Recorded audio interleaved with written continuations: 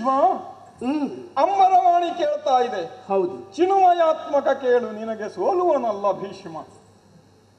ಅಂದರೆ ನನಗೆ ನೀನು ಸೋತಿದ್ದೀಯಾ ಅಂತ ಪರ್ಯಾಯವಾಗಿ ಹೇಳುವ ಪ್ರಯತ್ನವನ್ನು ಅಂಬರವಾಣಿ ಮಾಡ್ತಾ ಇದೆ ಅಂತಾದರೆ ಏನಿದರ ಸೂಚನೆ, ಏನಿದರ ಪರಿಸ್ಥಿತಿ? ಸ್ವಾಮಿ, ಇಷ್ಟು ದೀರ್ಘಕಾಲದ ಯುದ್ಧದಲ್ಲಿ ನಿನ್ನೊಡನೆ ನಾನು ಹೋರಾಡಿದ್ದೇನೆ. ನನ್ನ ವಿದ್ಯೆಗಳು ನನ್ನನ್ನೇ ಸುತ್ತುವರಿದು ಚುಚ್ಚುತ್ತಿರುವಂತಹ ಸಂದರ್ಭದಲ್ಲಿ ಸಂತಸ ಪಟ್ಟಿದ್ದೇನೆ, ಸಂಕಟ ಪಟ್ಟಿದ್ದೇನೆ. ಭೀಷ್ಮ, ನಿಜಕ್ಕೂ ನೀನು ಜಯಿಸಿದೆಯಯ್ಯ, ನಾನು ಸೋತವನು. ಹೌದು ಸ್ವಾಮಿ, ನಾನು ಜಯಿಸಿದ್ದು ನೀವು ಸೋತದ್ದಲ್ಲ, ನೀವು ಸೋತ ಕಾರಣದಿಂದ ನಾನು ಜಯಿಸಿದ್ದು. ಸ್ವಾಮಿ, ನಿಜವಾಗಿ ನನಗೆ ಉಳುಕಿತ್ತು. ನಮ್ಮ ಗುರುಗಳು ಎದುರಿಗೆ ಬರುವಾಗ ನಾನೇನಪ್ಪ ಮಾಡಲಿ ಹೊತ್ತು ಅಂತ. ನಿಜವಾಗಿ ನೀವು ಸೋತು ನನ್ನನ್ನು ಗೆಲ್ಲಿಸಿದ್ದೀರಿ, ಧನ್ಯವಾದ. ಆದರೆ ನಾವಿಬ್ಬರೂ ಸೋತಿದ್ದೇವೆ ಭೀಷ್ಮ. ಏನು ಮಾಡೋಣ ಹೇಳಿ? ಶಾಸ್ತ್ರಜ್ಞರಿಂದ ಆಚೆ ಹೆಜ್ಜೆ ಇಡಲಾರದ ಪರಿಸ್ಥಿತಿ ನನ್ನದು, ವ್ಯವಸ್ಥೆಯಿಂದ ಆಚೆ ನೋಡಲಾರದ ಸ್ಥಿತಿ ನಿನ್ನದು. ಈ ಮಧ್ಯೆ ಭಾವುಕಳಾದ ಮುಗ್ಧಳಾದಂತಹ ಅಂಬೆಗೆ ಒಂದು ವ್ಯವಸ್ಥೆ ಮಾಡಲಾರದೆ ಹೋದೆವಲ್ಲ ನಾವು. ಕಾಲಬಾಹ್ಯನಾಗಿ ಬಿಟ್ಟೆ ಭೀಷ್ಮ. ಒಂದು ಕಾಲದಲ್ಲಿ ಕ್ಷತ್ರಿಯ ದೌಷ್ಟ್ಯವನ್ನು ಮೆಟ್ಟಿ ಮೆರೆಯುವುದಕ್ಕಾಗಿ ಪರಶುವನ್ನು ಹಿಡಿದು ಓಡಾಡಿದ ನನಗೆ ಇಂದು ಭೀಷ್ಮನೆದುರು ಗೆಲ್ಲುವುದಕ್ಕೆ ನಿನಗೆ ಸಾಧ್ಯತೆ ಇಲ್ಲ ಎಂದು ಅಂಬರವಾಣಿ ಸೂಚಿಸುತ್ತಿದೆ ಅಂತಾದರೆ ಪ್ರಸ್ತುತ ಕಾಲ ಇಡಿಯಾಗಿ ಭೀಷ್ಮನ ಕೈಯಲ್ಲಿ ಪಳಗುತ್ತಿದೆ. ಬರೇ ಬಲದಿಂದಲ್ಲ, ಬಲದಿಂದ ದೇಶವನ್ನ ಆಳಬಹುದು, ಕಾಲವನ್ನು ಆಳುವುದಕ್ಕೆ ತಪಸ್ಸೂ ಬೇಕಾಗುತ್ತದೆ. ಆ ತಪಸ್ಸು ಮತ್ತು ಬಲ ಎರಡೂ ನಿನ್ನಲ್ಲಿ ಸೇರಿ ಬ್ರಾಹ್ಮಣ್ಯವನ್ನು ಮೀರಿ ಕ್ಷಾತ್ರದ ಅಡಿಯಲ್ಲಿ ಈ ಕಾಲ ಬದುಕುತ್ತಾ ಇದೆ ಅಂತಾದರೆ ಇದು ಪರಶುರಾಮನಿಗೆ ಕಾಲವಲ್ಲ. ಬಂದ ಸಮಸ್ಯೆಗೆ ನಾನು ಪರಿಹಾರ ಕೊಡ್ಲಿಲ್ಲ, ಬಂದ ಆಪಾದನೆಗೆ ಉತ್ತರವನ್ನ ಅಲ್ಲಿ ಹುಡುಕಿದ್ದೇನೆ ಬಿಟ್ರೆ ಕಾಲ ಅಂಬೆಗೆ ಏನು ಹೇಳಿತ್ತು ಎನ್ನುವುದಕ್ಕೆ ನನ್ನಿಂದಲೂ ಉತ್ತರ ಸಾಧ್ಯವಾಗಲಿಲ್ಲ. ಆದರೆ ಒಂದು ಮಾತು ಹೇಳುತ್ತೇನೆ, ಹುಟ್ಟಿದ ಹೆಣ್ಣು ಮಕ್ಕಳೆಲ್ಲ ಭಾಗೀರಥಿಗೆ ಸಮ ಅಂತ ಹೇಳಿದ ನೀನು ಅಂಬೆಯನ್ನು ಭಾಗೀರಥಿಯಂತೆಯೇ ನಡೆಸಿಕೊಳ್ಳುವ ಹೊಣೆಗಾರಿಕೆಯುಳ್ಳವನು ಎನ್ನುವುದನ್ನು ಮರೆಯಬೇಡ. ಉಳಿದದ್ದನ್ನು ಕಾಲಕ್ಕೆ ಬಿಡುತ್ತೇನೆ.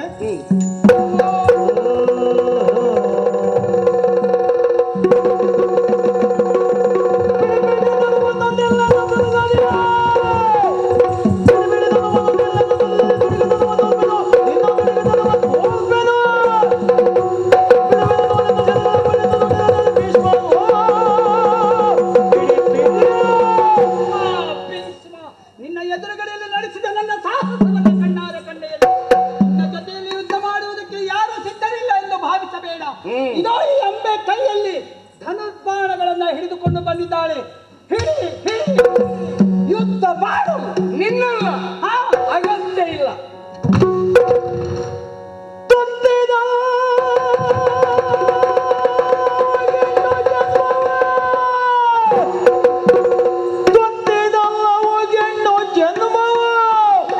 ನೆತ್ತರಿನ ಲಿಪಿಯಲ್ಲಿ ಬರೆದಿಡು, ನೆತ್ತರಿನ ಲಿಪಿಯಲ್ಲಿ ಬರೆದಿಡು.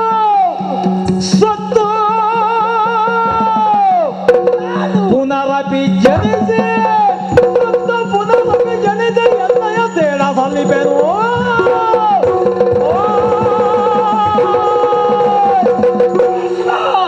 ಭೀಷ್ಮ, ಭೀಷ್ಮ ನನ್ನ ಜೊತೆಯಲ್ಲಿ ಯುದ್ಧ ಮಾಡುವುದಕ್ಕೆ ಸಿದ್ಧಲಿಲ್ಲ, ಮದುವೆ ಆಗುವುದಕ್ಕೆ ಸಿದ್ಧಲಿಲ್ಲ.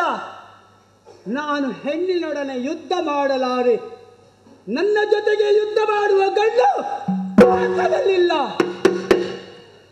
ಅಹಂಕಾರ ನಿನಗೆ, ಅಹಂಕಾರದ ಪಿತ್ತ. ಹೆಣ್ಣಿನ ಜೊತೆಯಲ್ಲಿ ಕ್ಷತ್ರಿಯ ಹೆಣ್ಣಾದರೂ ನನ್ನ ಜೊತೆಯಲ್ಲಿ ಯುದ್ಧ ಮಾಡಲಾರೆಯಾ? ಬೇಡ.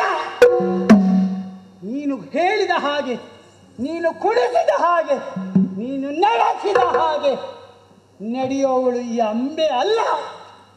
ಹೇಳಿದೆಯಲ್ಲ, ತೊಲಗಾಚೆ. ನೀನು ಹೇಳಬೇಕಾದದ್ದಿಲ್ಲ. ಬದುಕನ್ನ ಕೊಡುವವರಿಗೆ ಸಲಹೆ ಕೊಡುವ ಯೋಗ್ಯತೆ ಇದೆ. ಬದುಕನ್ನ ಕಳೆದುಕೊಂಡವಳು ಈ ಅಂಬೆ. ಈ ಅಂಬೆಗೆ ಸಲಹೆ ಬೇಕಿಲ್ಲ, ಬೇಕಿಲ್ಲ.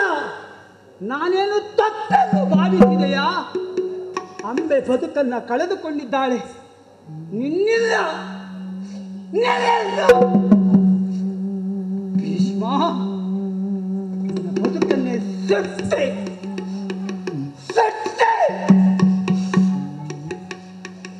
ಎಂದು ಈ ಹಸ್ತಿನಾವತಿಗೆ ಬಂದರೆ ಅಂದೇ ಅಂಬೆಯ ಬದುಕು. ನಾನು ಆಡುವ ಮಾತುಗಳನ್ನು ಕೇಳು. ಈ ಜನ್ಮದಲ್ಲಿ ಆಗದೇ ಇದ್ದರೆ ಇನ್ನೊಂದು ಜನ್ಮ, ಮತ್ತೊಂದು ಜನ್ಮ, ಜನ್ಮ ಜನ್ಮಾಂತರಕ್ಕೂ ನೀನೆತ್ತ ಹೋದರೂ ನಾ ಬೆಳೆ.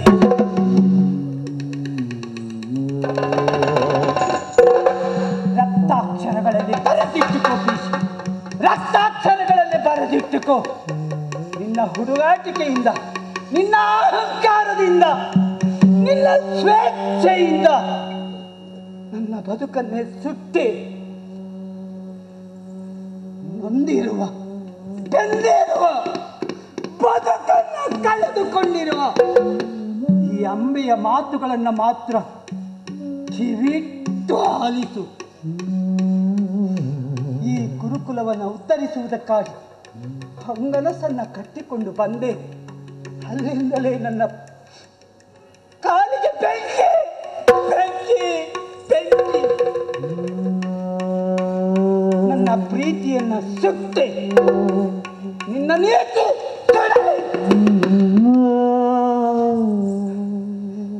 ಈ ನಿನ್ನ ಕುಲದ ಹೊಸ್ತಿಲನ್ನ ದಾಟುವ ಆ ಮುತ್ತೈದೆಯರೆಲ್ಲ ಮೈಯಾಗಿ ಹೋಗಲಿ, ಮೈಯಾಗಿ ಹೋಗಲಿ ಭೀಷ್ಮ.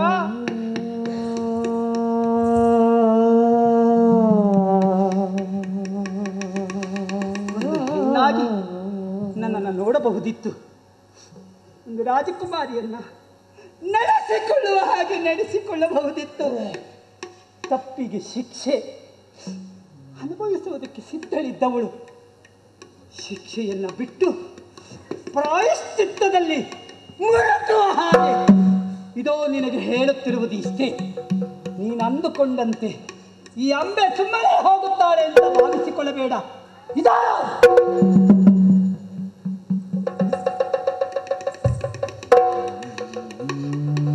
ದಿನನಿತ್ಯವೂ ನಿನ್ನದೇ ನೆನಪು, ನಿನ್ನನ್ನು ಕೊಲ್ಲುವುದಕ್ಕಾಗಿ ಕಾಯುತ್ತಾ ಇರುವವಳು ಕಾಯುವುದಕ್ಕಾಗಲೇ ಇಲ್ಲ. ಏನೆಂದೇ ನೊಂದಿರುವ ಬೆಂದಿರುವ ಒಂದು ಹೆಣ್ಣಿನ ಬದುಕಿಗೆ ಅವಕಾಶವನ್ನು ಕೊಡದೇ ಇರುವಷ್ಟು ಕಟ್ಟಿಕೊಳ್ಳೋಯ್ತು ನಿನ್ನ ಮನಸ್ಸು. ಕಳ್ಳ ಮುಚ್ಚಿಕೊಂಡು ಕುಳಿತೆಯಾ?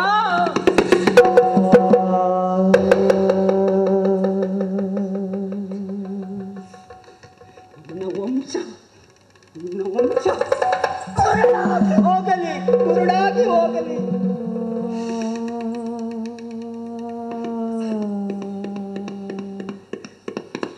ಕುಲವನ್ನು ಸೇರದೆ ಅನಾಥಳಾದವಳು ನಾನು. ಹುಚ್ಚಿಯಂತೆ ಅಲದಾಡಿದೆ. ಭೀಷ್ಮ ಭೀಷ್ಮ ಕೊನೆಯಲ್ಲಿ ಏನಂದೆ? ಹೆಣ್ಣಿನೊಡನೆ ಯುದ್ಧ ಸಲ್ಲದು, ಗಂಡಿನೊಡನೆ ಯುದ್ಧ ಮಾಡುವವರಿಲ್ಲ. ನಿನ್ನನ್ನು ಕೊಲ್ಲುವುದಕ್ಕಾಗಿ ಇನ್ನೊಂದು ಜನ್ಮವನ್ನು ಎತ್ತಿ ಬರುತ್ತೇನೆ, ಮತ್ತೊಂದು ಜನ್ಮ ಎತ್ತಿ ಬರ್ತೇನೆ. ಜನ್ಮ ಜನ್ಮಾಂತರಕ್ಕೂ ನಿನ್ನನ್ನು ಕೊಲ್ಲುವುದಕ್ಕಾಗಿ ಅಲ್ಲ. ಇದು ನನ್ನ ಬದುಕಿಗೆ ಬೆಂಕಿ ಕೊಟ್ಟಂತ ನಿನಗೆ ಬೆಂಕಿಯಲ್ಲಿ ಹುಟ್ಟಿದವರೇ ನಿನ್ನ ಮನೆ ಸರ್ವನಾಶವಾಗಿ ಹೋಗಲಿ. ಗಂಡು ಅಲ್ಲದ ಹೆಣ್ಣು ಅಲ್ಲದ ಶಿಖಂಡಿಯಾಗಿ ನಿನ್ನ ಶಿರವನ್ನು ಇನ್ನೇನು ಉಳಿದಿಲ್ಲ ಭೀಷ್ಮ. ಇದು ಮತ್ತೊಂದು ಜನ್ಮವನ್ನು ಎತ್ತಿ ಬರುವುದಕ್ಕಾಗಿ ಧಗಧಗಿಸುತ್ತಿರುವ ಅಗ್ನಿಗುಂಡಕ್ಕೆ ಈ ಅಂಬೆಯ ದೇಹ ತ್ಯಾಗ ನನ್ನ ಅಸಹಾಯಕತೆಯ ಬದುಕನ್ನ ಕಂಡು ನಗೆಯಾಡುತ್ತಿದೆಯಾ? ನಿನ್ನ ಜೀವ ಸಾಯುವ ತನಕ ನೀನು ಬದುಕಿ ಸತ್ತಿರಬೇಕು. ನಾನು ಸತ್ತು ಬದುಕುತ್ತೇನೆ, ಅಲ್ಲ ಹುಚ್ಚುತ್ತೇನೆ. ಅದಕ್ಕಾಗಿ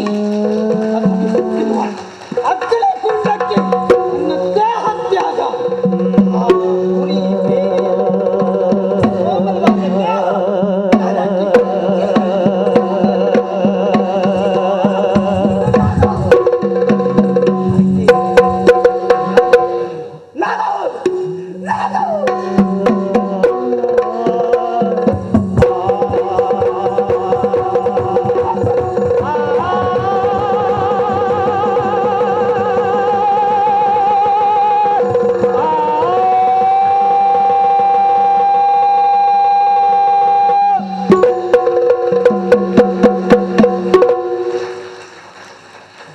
ತರುಣಿ ಭಸ್ಮೀಭೂತವಾಗಲು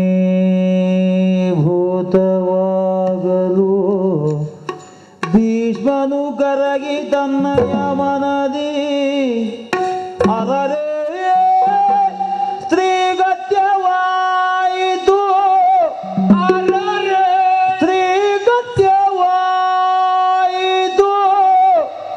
ಮುಂದಕ್ಕೆನ್ನಯ ಕೊರಳ ಕೊಯ್ಸುವಳಿ ಎನ್ನುತ್ತಾ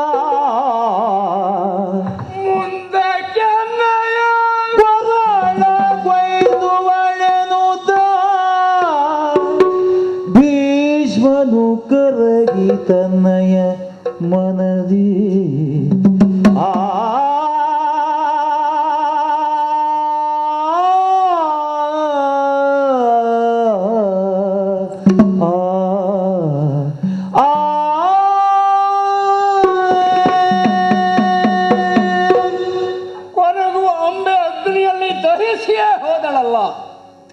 ಹೋಗುವಾಗ ಭೀಷ್ಮ ನೀ ನಗು, ನಾನು ಸಾಯುತ್ತೇನೆ.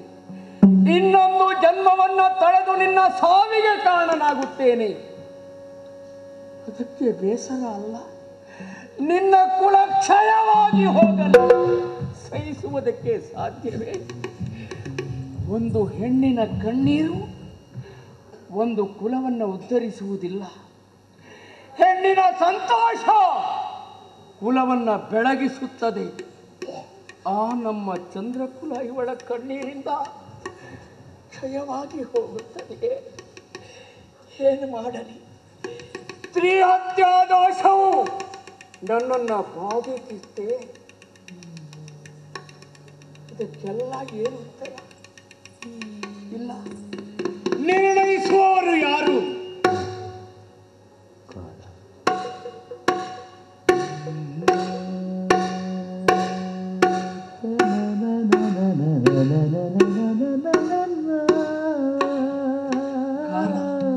ಕಾಲಾಯ ತಸ್ಮೈ ನಮಃ.